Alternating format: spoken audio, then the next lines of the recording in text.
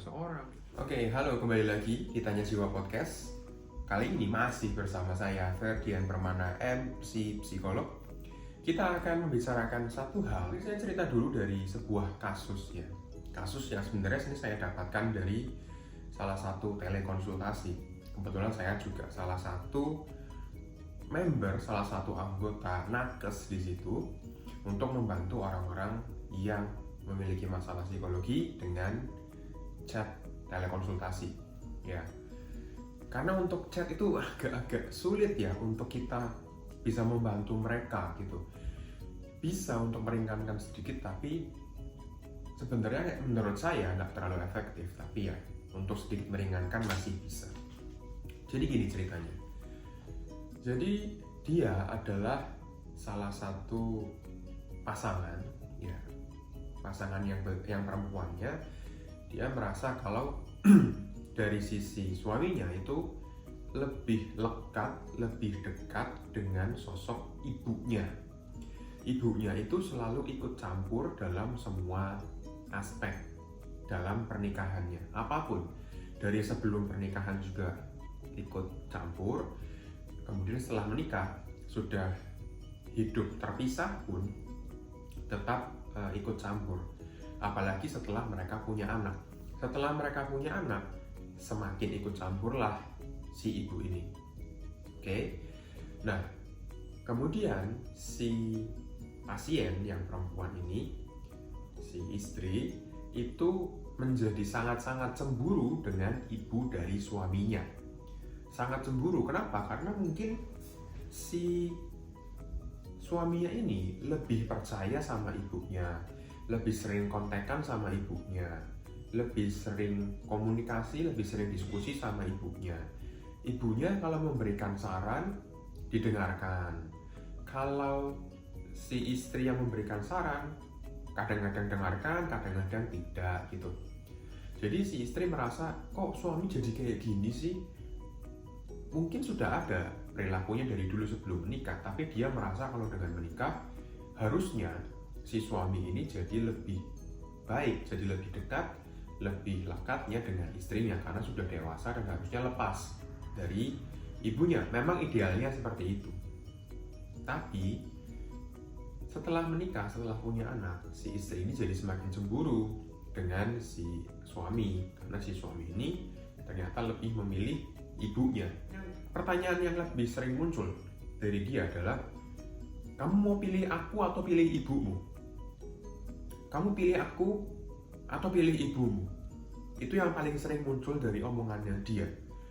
Dan dia sebagai laki-laki yang family oriented ya, dia sangat sayang dengan keluarganya. Mungkin karena waktu itu kalau nggak salah posisinya ayahnya itu sudah tidak ada, jadi hanya tinggal ibunya, dan dia hanya bisa bergantung dengan ibunya untuk berkomunikasi, untuk berdiskusi, berbicara mengenai permasalahan yang dia punya. Jadi ya, semua keputusan, semua yang dia inginkan itu ada di ibunya gitu loh. Tapi kemudian muncul pertanyaan lagi, ini banyak pertanyaan yang muncul ketika kita mendengarkan cerita seperti ini. Loh ternyata, kok kenapa suaminya itu kok nggak mau cerita ke istrinya gitu loh. Nah inilah susahnya kalau via chat, kita hanya bisa mendengarkan salah satu pihak. Kita hanya bisa melihat tulisan saja, tidak bisa untuk mendengarkan langsung komunikasi gitu. Dan saya bisa lebih bebas untuk menanyakan kan sebagai psikolognya. Karena dia itu hanya menceritakan dari sisinya dia, dan kita nggak tahu dia itu bohong atau enggak. Dan untuk mengkonfirmasi itu kan kita harus triangulasi terus gitu kan. Tapi via chat emang agak susah. Nah, singkat cerita, si istri ini, si pasien ini, itu tidak memberikan sesuatu yang diinginkan oleh suaminya. Istri ini, pasien, menginginkan suaminya ini berubah. Berubah dong, jadi lebih apa yang aku inginkan gitu. Oke, apa yang diinginkan? Dia bisa sebutin, ini gitu ya. Aku pengennya dia berubah. Oke, berubah. Boleh. Kemudian, saya juga menyarankan, gimana kalau konsultasi pernikahan saja? Supaya saya bisa mendengarkan dari sisi suami juga. Karena begini, saya tidak mau memihak salah satu pihak saja, dari suami atau dari istri saja, salah satu itu saya nggak mau, karena saya butuh yang namanya triangulasi supaya adil gitu. Saya butuh cerita dari suami, butuh cerita dari istri, kemudian saya juga butuh untuk konfirmasi dari keduanya gitu. Tapi si istri lebih kekeh kalau ya pokoknya suami yang harus berubah. Kemudian tetap saya sarankan kan, oke gini, kalau kita meminta orang untuk berubah, ya kita nggak bisa serta-merta langsung berubah dong kamu gitu. Kamu nggak ngerti ya, aku butuh ini, aku butuh itu, kamu berubah dong gitu. Itu egois gak? Itu sangat egois. Egois yang demanding gitu. Kalau egois demi diri kita lebih mementingkan diri kita untuk perubahan di diri kita yang lebih baik, nggak apa-apa. Tapi ini melibatkan orang lain, masalahnya kan begitu. Kamu minta orang lain berubah, tapi kamu nggak mau berubah, nah, itu kan egois yang salah gitu. Nah, singkat cerita lagi, biar cepet ya, ini sudah 6 menit juga diceritanya nih. Orang meminta orang lain berubah, tapi dianya nggak mau berubah. Bukankah itu sesuatu yang nggak adil banget ya? Kalau kamu menginginkan orang lain berubah, ya terutama dalam kehidupan sosial ya, relasi, pertemanan, pernikahan, keluarga, dan lain-lainnya. Pada dasarnya begini deh, kita bisa nggak untuk mengendalikan orang lain? Bisa nggak sih? Sejujurnya, kalau menurut saya nggak bisa, kita nggak bisa mengubah orang lain. Sejujurnya, benar nggak bisa. Kita mau ngomong apapun, saya mau ngomong apapun di podcast ini, entah via Spotify ataupun via YouTube, saya nggak akan bisa ngubah kalian. Kalian sebagai pasien saya pun, saya nggak akan bisa ngubah kalian. Saya yakin itu. Tapi saya bisa memberikan informasi yang benar. Seperti ini. Oke, keputusan mau berubah atau tidak, itu terserah dari para klien, para pasien. Dan juga terserah bagi para pendengar dan pemirsa. Tentunya, karena mereka yang punya kendali atas hidupnya mereka sendiri. Kalau setelah mereka mendengarkan konten edukasi, terus mereka bilang, percuma, bullshit gitu, ya itu kan terserah mereka. Saya nggak bakal kayak ngomong, jangan gitu, nggak bisa dong kamu gini. Enggak, saya nggak peduli. Kalau mereka peduli dengan hidupnya, meminta saran kepada profesional, baru saya berjalan kepada mereka, yuk kita jalan bareng-bareng, kita sama-sama mencoba untuk berubah. Itu akan jauh lebih efektif daripada memaksakan gitu. Kalau ternyata mereka mau berubah, syukur. Kalau tidak mau berubah, ya sudah, gitu loh. Tapi kita tidak boleh memaksakan orang lain untuk berubah demi kita. Gitu. Pada poin intinya itu seperti itu. Apakah kita bisa mengontrol orang lain? Nggak bisa. Mereka itu berubah atau tidak itu pure terserah mereka. Siapa yang bisa lebih mudah untuk kita kontrol? Siapa yang lebih mudah untuk kita ubah? Siapa? Diri kita, itu sudah pasti. Kita bisa mudah mengubah mindset kita, kita bisa mengubah sikap kita bisa mengubah respon kita, mengubah diri kita, mengubah perilaku kita, itu bisa dengan mudah. Besok pun kita bisa untuk berubah. Kalau kita overthinking apa? Pasanganku selingkuh gitu. Kenapa pasanganku selingkuh? Karena udah pernah selingkuh sebelumnya. Udah berapa kali selingkuh? 4 kali, 5 kali. Oke, berarti aku sekarang punya informasi, aku punya kontrol. Mau nggak aku dengan orang yang seperti itu? Kalau ternyata kamu mau dan kamu nikahi, kamu secara sadar memilih gitu ya, ya itu semua keputusanmu. Dan kamu yang akan menerima semua konsekuensinya. Jangan ketika kamu sudah mengiyakan semua konsekuensi, kemudian kamu menyalahkan orang itu, kok kamu nggak berubah? Gitu loh. Kita kan yang memilih. Kemudian kalau diingatkan orang, kamu jangan dong sama orang itu, dia itu selingkuh, tahu dia ini udah puluhan kali selingkuh, kamu nikah sama dia, kamu diselingkuhi lagi. Kamu bilang, Enggak, aku yakin bisa ngubah dia. Saya nggak yakin. Oke, dari 1% kemungkinan, dari 100% hanya 1% kemungkinannya dia berubah, misalkan seperti itu. Apakah kamu mau mengorbankan 1 kali seumur hidupmu untuk menikah untuk kemungkinan 1% itu? Kalau orang bilang mungkin atau enggak orang berubah, mungkin, sangat-sangat mungkin. Tapi, apakah kamu mau mengorbankan waktu, tenaga, uang, dan kesempatanmu menikah sekali seumur hidup untuk bersama orang yang seperti itu? Kalau mau ya silakan, tapi terima semua konsekuensinya. Itulah pada intinya di mana kita punya kendali penuh atas semua keputusan yang kita punya. Kita punya kendali penuh atas semua pilihan kita.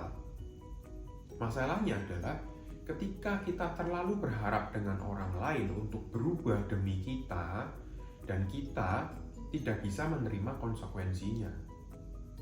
Oke? Kalau kita sudah tahu orang ini tuh kasar, punya kecenderungan kasar gitu ya, lalu kalian memutuskan untuk menikah dengan orang itu atau bersama atau pacaran lah gitu gampangan. Kemudian suatu ketika berargumen dia ngomong kasar, bukankah itu sudah bisa diprediksi dari awal kalau dia akan berkata kasar karena dia punya kecenderungan agresi yang tinggi? Gitu loh. Kalau kamu ternyata juga cocok dengan dia, nggak apa-apa, berarti kamu menerima semua konsekuensi yang ada. Tapi kalau kamu nggak bisa menerima, ya jangan gitu loh. Jangan mau sama orang yang seperti itu. Karena kita udah punya kendali penuh kok terhadap hidup kita, terhadap pilihan kita. Jangan merasa terpaksa hanya karena tekanan orang lain, karena pendapat orang lain, karena tekanan sosial gitu ya. Nggak perlu, karena yang nanti merasakan akibatnya itu bukan mereka, tapi kita sendiri. Ketika kita sendiri sudah mengiyakan, menyanggupi, ya kita yang terima konsekuensinya, bukan mereka. Kalau kita nanti kembali ke mereka yang menyarankan, kemudian kita curhat, kita ngomong apa, A, B, C, D, E, mereka cuma bisa bilang apa? Yang sabar ya. Gitu kan? Selalu seperti itu. Meskipun tidak ada satupun rumah tangga atau pasangan yang tanpa masalah, tapi bisa diminimalisir sebelum kita melanjutkan ke jenjang yang lebih tinggi. Kita bisa mengetahui latar belakangnya, mengetahui pribadinya, mengetahui tetek bengeknya, semuanya kita ketahui dulu. Kemudian kita pertimbangkan, apakah aku mau bersama dengan orang yang seperti ini tanpa ada ekspektasi untuk mengubah dia. Tanpa ada ekspektasi untuk mengubah dia. Ini poin pentingnya. Kenapa? Karena dengan titik yang terburuknya kita tetap bisa menerima orang itu. Ketika kita bisa menerima orang itu, kita mengubah cara merespon kita terhadap sifat buruknya dia. Kita mengubah cara kita untuk berpikir, bersikap mengenai sikap dia yang mungkin kurang bisa kita terima. Kalau kita berusaha menerima dia, ada kemungkinan yang cukup besar dia juga akan berubah.